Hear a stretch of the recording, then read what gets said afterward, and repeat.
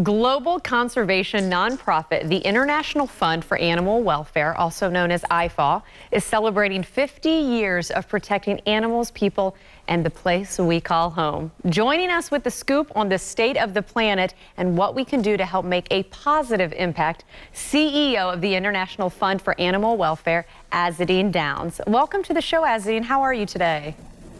I'm great. Thank you so much for having me. Well, we're excited to chat with you. Definitely fascinating. And congratulations on 50 years. That's quite an accomplishment in itself. Yeah, thank you so much. We are celebrating 50 years of protecting animals around the world, but at the same time, we're looking into the future. And that's why we've launched a new brand and a new website. I don't know if you know this about us, but we were founded in 1969 up in Canada, protecting one species, which was the seals. But today we're working in 40 different countries, protecting so many different animals. But the problems of 1969 are not really the problems that we face today. And so that's why the brand focuses on animals and people thriving together in the place that we call home, which is our planet. Well, what are some of those problems, of course, the animals are facing today? You know, 95% of the problems that animals face are really human caused. So we're part of the solution. The number one thing is poaching, which is a crime. It's literally killed millions of animals for products that people just don't need. So please don't buy them.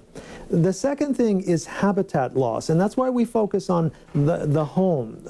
And people are moving into that space that animals previously occupied. And the message there is, are we willing and able to share the planet? When you are talking about homes there, that kind of makes me then jump to climate change and thinking of the impact that it has on habitats for animals. How are you seeing climate change kind of affecting these habitats, and what are you trying to do to help it?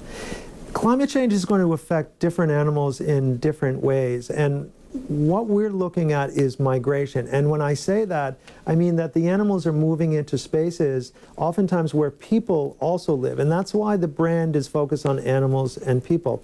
If you look at elephants in southern Africa, for example, they're moving from west to east. They're leaving hotter places where food is scarce into cooler places where there's more food. If you think about whales, they're moving further north. They're looking for more food. But what that means for us is that they're leaving places that are protected, either national parks or there are policies in place. So what people can do about climate change is to make sure that they support people who protect animals and people, because we're protecting ourselves.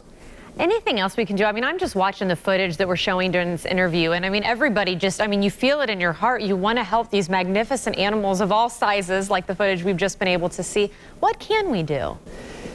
We can do a lot, and I know that there's always bad news out. This week, UN released a report that said up to 1 million species face extinction, and people are discouraged, but they shouldn't give up hope.